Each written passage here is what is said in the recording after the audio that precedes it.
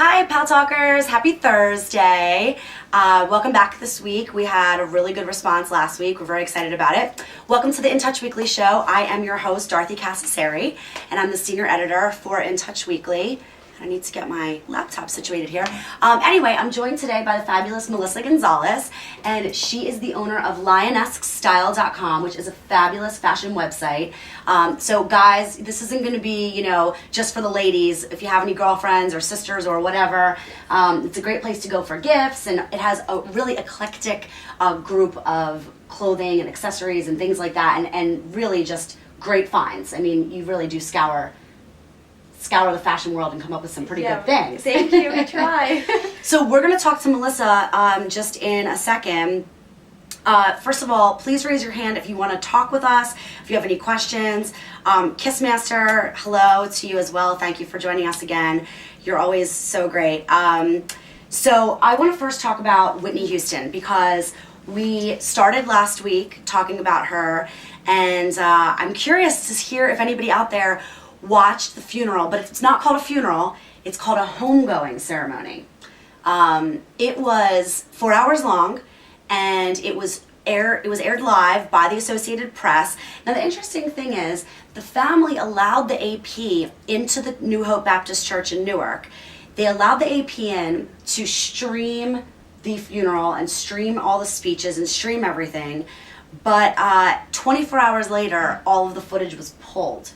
And the family is going to license the footage out to certain media outlets, and a close family source was saying that they're doing it to make some money for Bobby Christina.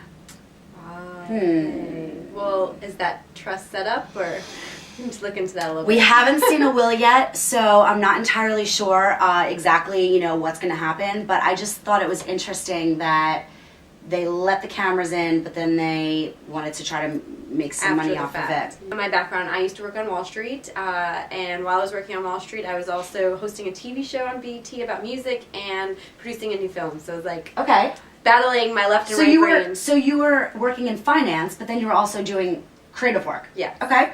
All right. Love it. So the creative won, and I left. And I started this web series actually talking about beauty, fashion, and fitness, which led into pop-up shops and doing pop-up shops for emerging brands since '09. Now, let me just interrupt you. Can you explain to our viewers that just might not know what exactly a pop-up shop is? Sure. So different people approach it differently. The way we did it is more of a revolving storefront opportunity where we keep the address constant and pop up a new brand once a month. So they have the opportunity to have a storefront in New York City without signing a long-term lease. Wow, that's great. So it's been great. We have a visual merchandising team, a PR team, a video team with Panman Productions, and so we'll design the space and tell their story and invite the press and invite buyers and invite stylists and really sell their story and let people know about them. And so being known for that for a while, and myself getting booked to appear on shows like yours, said, what can I do to take it to the next step for them? Okay. And so we decided to focus on female brands, and we launched Lioness Style, so we have e-commerce and still a kind of storytelling aspect. We're telling you their inspirations, their passions, but we're also going to show you how you can pair it with your outfit, and we're usually the first people to expose them to the press, to the way. So we like to find brands that are new, maybe they're 2 collections out, they're showing for the first time at a trade show, so their second runway, still undercover, maybe they're sold just at Barney's or Fred Siegel, but not everywhere yet. Right, okay, that's great. So not only does the site provide a place for people to buy really great pieces, but it's also kind of a fashion go-to spot where people can learn how to put the pieces together and what they should pair with them and that sort of thing. Exactly. Okay, that's great. That's great. Now, you're still doing the pop-up shop here in New York? We are. Or just the website? Or are you still doing it? Yeah, we're still doing a pop-up. Where's your storefront? So we have RS Pop Shop. It's on 47. It's on Lexington between 47th and 48th.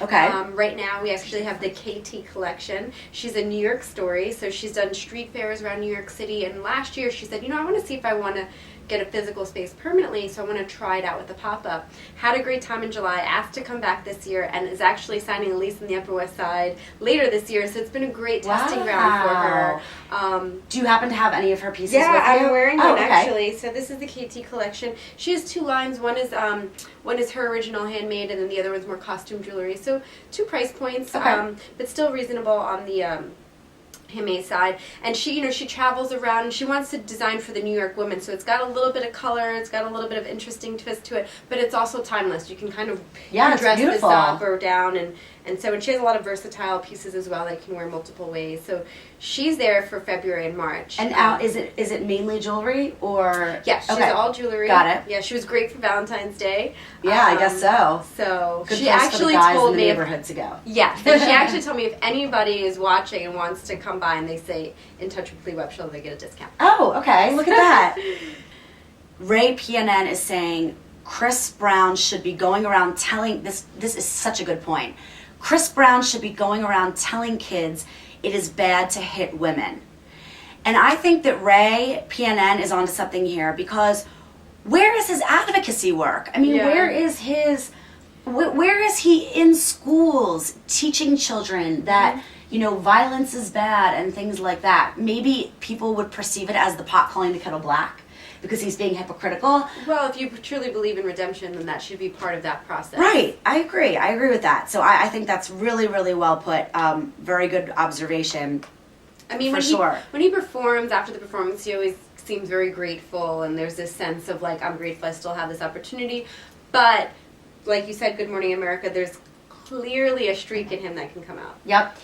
Thank you guys so much. This flew by. I want to thank my special guest, Melissa Gonzalez from lionesquestyle.com and also pop-up shops here in New York. She is an incredible fashion expert, and we're so happy to have her on the show sharing some great trends with us.